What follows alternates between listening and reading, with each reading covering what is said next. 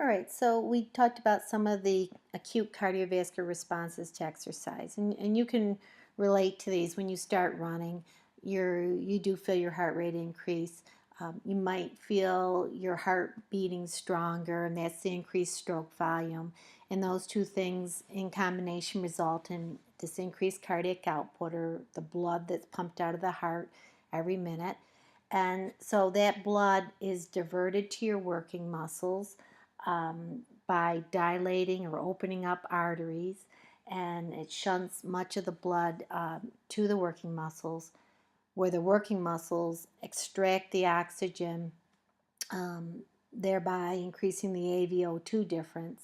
And then the oxygen is used in oxidative or aerobic energy production to produce ATP for the exercising muscles. And you also realize when you go out for a run or more vigorous exercise that your respiratory rate does increase, and you do breathe deeper to oxygenate the blood to be sent to the working muscles. And so some of the responses that you're maybe not as much aware of are endocrine or hormonal responses.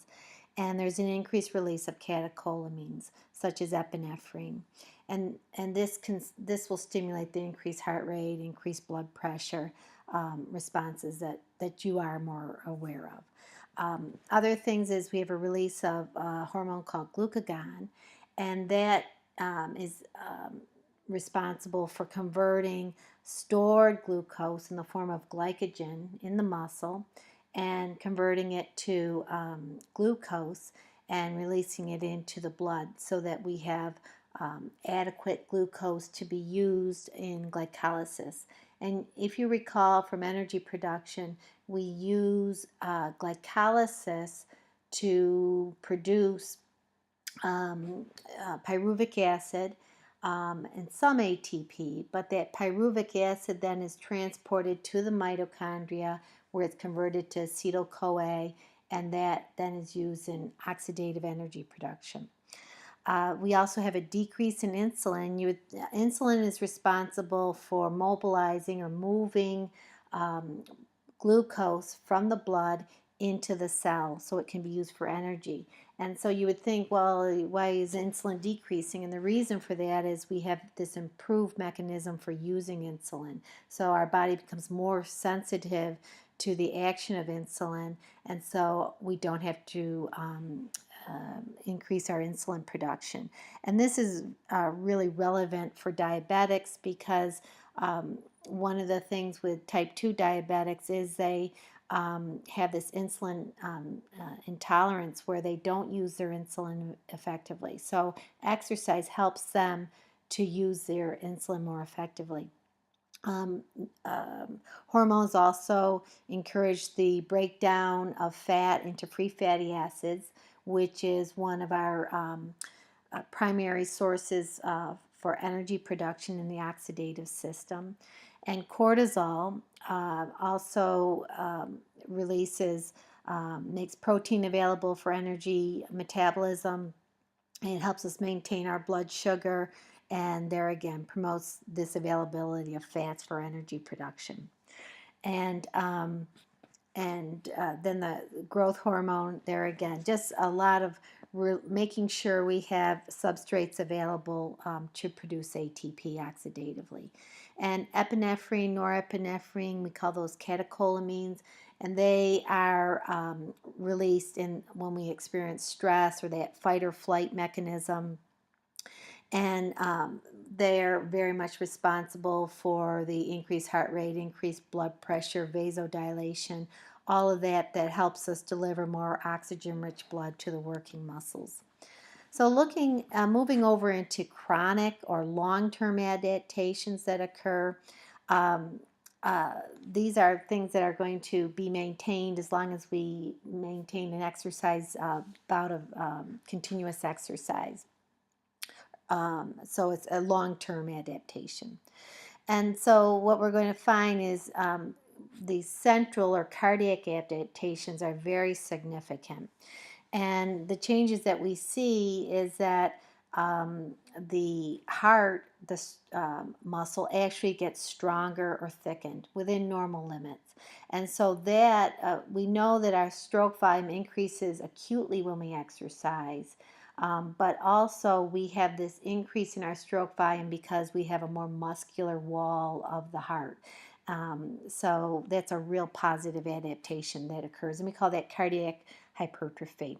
So this is one of the primary mechanisms to increase our cardiac output as an individual is trained.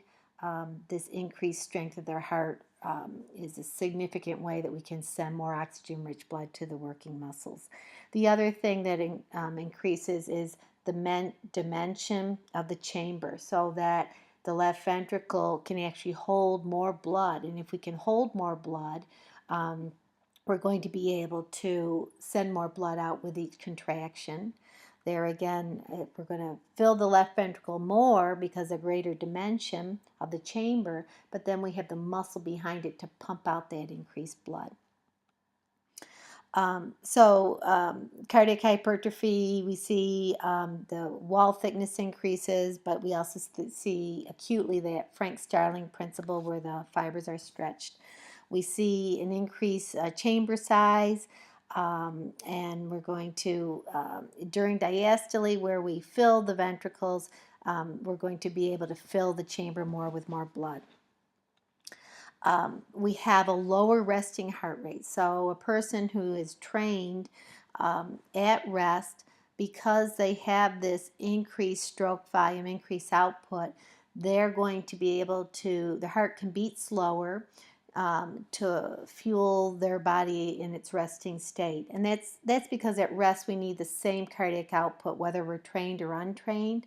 But because we have this stronger heart, it can eject out more blood with each beat, and so the heart doesn't have to beat as fast.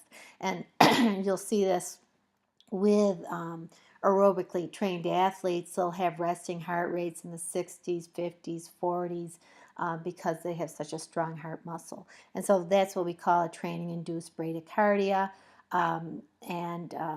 We'll start to see this decreased resting heart rate as early as even 2 weeks in an exercise program. So this also is true with submaximal exercise. So a person who's trained goes out to do an easy, comfortable, steady state run, they will not have to have as fast a heart rate to fuel their working muscles with oxygen-rich blood because they have that stronger heart muscle.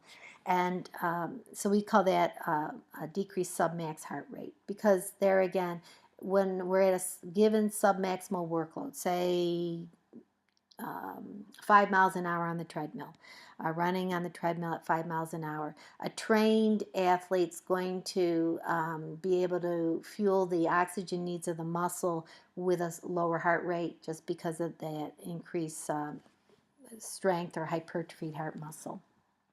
The maximum heart rate doesn't really increase. Maximum heart rate is more closely genetically as well as age defined. So as we get older, our maximum heart rate is the fastest that our heart can beat. And as we get older, our maximum heart rate decreases. And so you can see how as we get older, our cardiac output is going to decrease because our heart can't beat as fast as at maximum.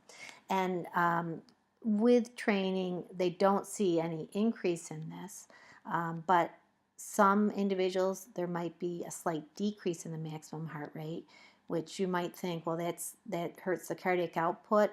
But what it actually does is it gives a little more time in diastole to fill the ventricle more, and that's how it increases the cardiac output more so. And we also increase what's called our ejection fraction. And an ejection fraction is what percentage of the blood is pumped out that's in that ventricle. And so we're looking at the amount of blood that's pumped out divided by the total amount of blood that's in that ventricle. And as we get a stronger left ventricle, it pumps out a greater percentage of that blood that's in the left ventricle, and that's called our ejection fraction. And our increased cardiac output is primarily increased due to this increase in stroke volume. Now, this is a little different than acutely. When we exercise, so you go out for a run, your heart rate continually increases as you increase your intensity. And eventually your stroke volume pretty much levels off. So acutely, the main increase in cardiac output is your increase in heart rate, because at about 50% your stroke volume levels off. But when we look at long-term adaptation, the primary mechanism for increasing the cardiac output, the ability to send these highly trained athletes who can send a lot of blood to their working muscles, they have a lot of oxygen available to produce energy. Their primary mechanism for increasing their cardiac output is the chronic increased strength of their left ventricle. So that's the primary mechanism for increasing their cardiac output. So we talked about cardiac output is virtually the same at rest and submaximal workloads. We just need a given amount of oxygen at our working muscles, and so we're able to fuel it with a lower heart rate. But at maximal workloads, we have much greater cardiac output because we have the benefit of the increased heart rate as well as the increased stroke volume. And so just, what we see is highly trained athletes will have very muscular hearts, and so they'll have very low resting heart rates in the 30s, and that just shows the ability of the adaptation to maintain cardiac output with a slower heart rate. And so this is pretty much just what we've said. I repeated apparently the same slide where we see a lower resting heart rate. And the other thing we'll see for an adaptation is that we have a faster heart rate recovery. So trained individuals, that when you take the pulse after a workout, they recover much quicker than an untrained individual. And there's question as far as this is an ongoing question, what happens to the coronary arteries. Some people feel that we open up what are called collateral circulation, and those are small vessels for the heart that open up and increase the ability to deliver oxygen-rich blood to the heart muscle.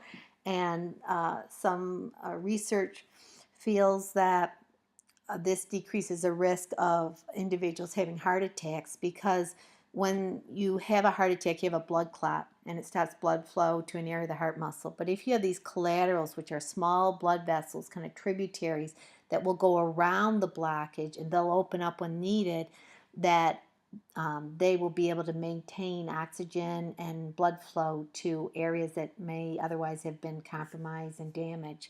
So that's one of the theories about why people have a decreased risk of having heart attacks when they're aerobically trained. And here again, here are the coronary arteries. And that's what a blockage would look like. And then the collateral circulation, where the arrows are small blood vessels. And so they, if there's a blockage, we can still get oxygen-rich blood to areas of the heart. Other adaptations are lower blood pressure. We see normally when we exercise, our systolic goes up and our diastolic remains the same. But with adaptation, we'll see a lower blood pressure at rest, potentially. Not everyone has this lower blood pressure, but we also can see a lower blood pressure response with exercise.